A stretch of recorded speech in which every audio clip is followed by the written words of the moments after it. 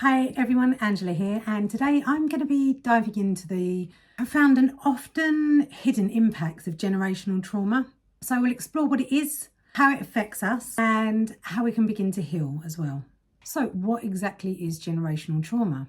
So generational trauma is also known as intergenerational trauma.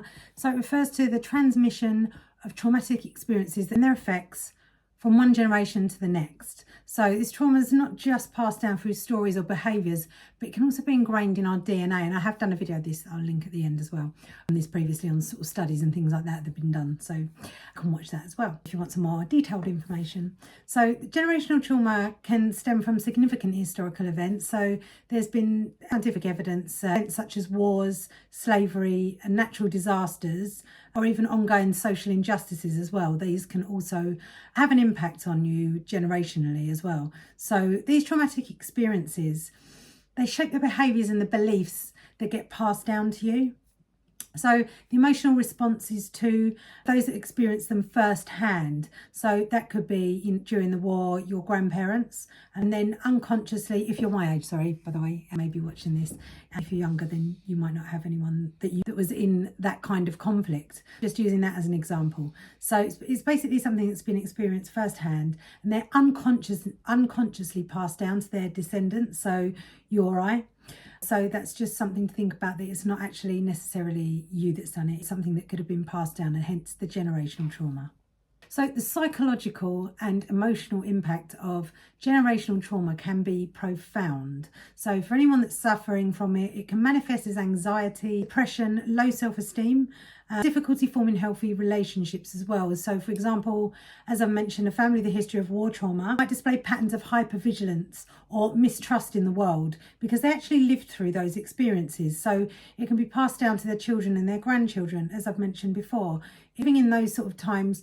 And also there's families that I know that have had issues with food as well. So obviously during the war, the food was limited in the UK particularly. I don't know about any other countries, but my knowledge of the UK was food was restricted here. So perhaps you might have the old adage of must finish all the food on your plate, and that was something that was ingrained into me. You have to finish all the food on your plate. Why? You don't have to.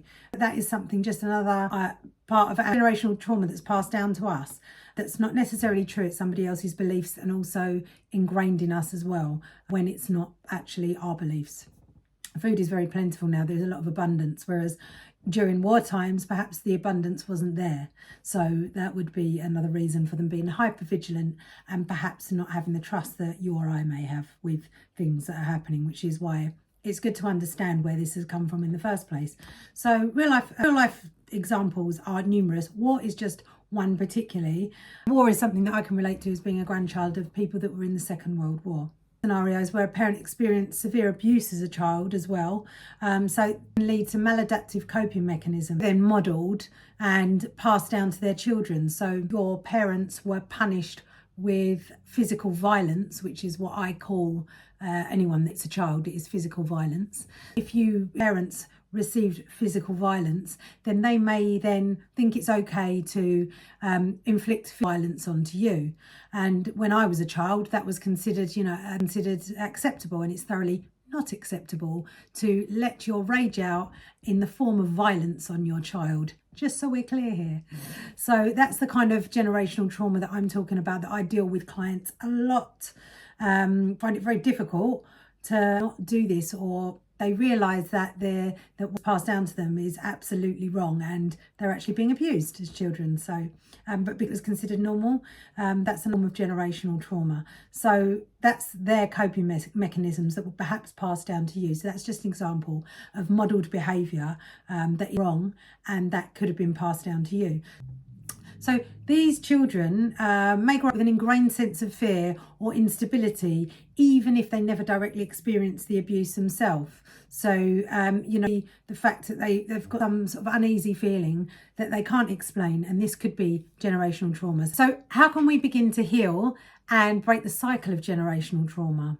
So the first step is a recognition and awareness. So understanding the struggles that you face may not just be your own, but part of the larger family legacy, that may be incredibly freeing and validating to actually realise that and know you're not actually going mad. These feelings that you're getting are, you experience things that your family are treating you, and you actually feel like, hold on a minute, something's wrong here.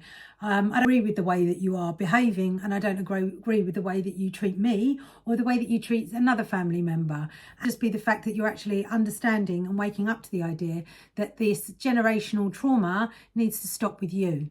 So if that's where you are now and that's why you're watching this video, then brilliant. This fear has been conquered. So, but it's a difficult thing to do. So effective for healing is firstly seeking therapy. There's a lot to unpack when it comes to generational trauma. So I can't do that all in one video. So it really is sort of going to therapy or speaking to, there's plenty of groups. Some of the groups aren't great that I've looked at. That are kind of their own devices without therapy input. So looking at a good trauma therapist is a great start to sort of help you on your journey. Somebody that's trauma focused or that understands it. And your family is open to it, which some aren't. And sometimes you are better off just going it alone and dealing with yourself first. But therapy as well. If you believe that might be able to help you, then seek out a family therapy, and that process can sort of address the root causes to the trauma at a familial level as well, which is something that would be amazing if all families were to but unfortunately they're not. So the first step would be to, if you recognise it in yourself, to seek help for yourself first. And therapists provide you with a safe space as well to explore these deep-seated issues as well, and develop better coping mechanisms as well. And not just coping, but better understanding of the generational trauma that perhaps you've experienced yourself. Strategy is to engage in open, honest communication as well, if your family is up to receiving that. So breaking the silence and talking about past traumas can help you demystify and destigmatize the experiences.